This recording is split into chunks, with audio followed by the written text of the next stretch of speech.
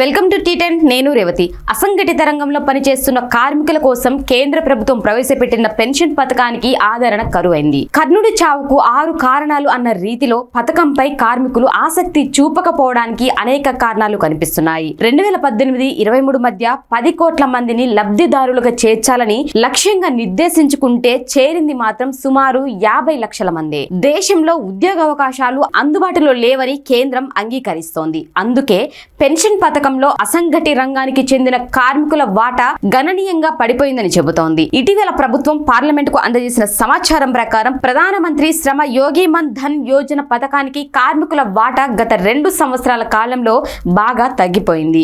అంటే దీనర్థం కార్మికుల సంఖ్య కూడా సగానికి సగం తగ్గింది. నిబంధనల ప్రకారం ప్రభుత్వం ఎంత వాటా చెల్లిస్తుందో కార్మికులు కూడా అంతే మొత్తాన్ని జమ చేయాల్సి ఉంటుంది. పరిశ్రమలు కాంట్రాక్ట్ కార్మికులను నియమించుకోవడం, కార్మికుల ఆదాయం తక్కువగా ఉండడం, పథకం రూపకల్పన ఆకర్షణీయంగా లేకపోవడం, కార్మిక రంగంలో అనిశ్చితి వంటి కారణాలతో పెన్షన్ పథకానికి స్పందన అంతంత మాత్రంగానే ఉంటుంది. కంట్రిబ్యూటరీ పెన్షన్ పథకంలో దీర్ఘకాలం పెట్టుబడి పెట్టడం కార్మికుల ప్రాధాన్యత కాదని ఆర్థికవేత్తలు అంటున్నారు. PMSYM పథకాన్ని ఎన్డీఏ ప్రభుత్వం 2018లో ప్రారంభించింది. ఈ పథకం కింద అసంఘటిత రంగంలో పనిచేస్తూ 18-40 సంవత్సరాల మధ్య వయసున్న కార్మికులు తమ వయసును బట్టి నెలకు 55 నుండి 200 వరకు జమ చేయాల్సి ఉంటుంది. ప్రభుత్వం కూడా అంతే మొత్తాన్ని జమ చేస్తుంది. పథకంలో చేరిన ప్రతి లబ్ధిదారుడు 60 సంవత్సరాల వయసు దాటిన తర్వాత నెలకు 3000 పెన్షన్ పొందుతాడు. వీధి వ్యాపారులు, బరువులు మోసేవారు, వ్యాపారాలను సేకరించేవారు, ఇంటి పనివారు, ధోబీలు,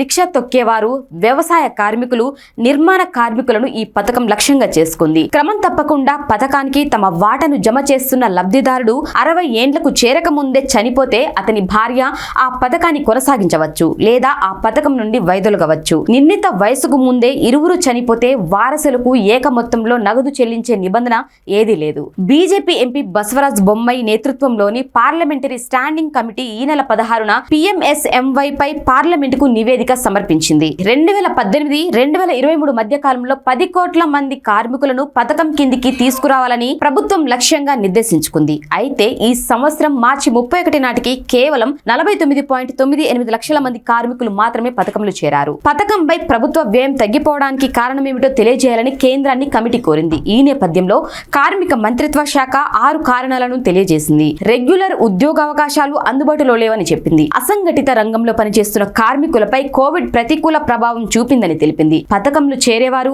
దీర్ఘకాలం పెట్టుబడి పెట్టాల్సి ఉండడం కూడా కార్మికుల అనాసక్తతకు కారణమని అన్నది. ఉద్యోగి యజమాని మధ్య సంబంధాలు కొరవడము కారణమేనని తెలిపింది. ఇతర పెన్షన్ పథకాలు అందుబాటులో ఉండడంతో కార్మికులు దీనిపై ఆసక్తి చూపడం లేదని చెప్పింది. కార్మికులలో అవగాహన కల్పించి లబ్ధిదారులను సమీకరించాల్సిన అవసరం ఉన్నదని అభిప్రాయపడింది. దీనిపై మీ కామెంట్ తెలియజేయండి. ఇది వాటిని చూస్తూనే ఉండండి టీ10.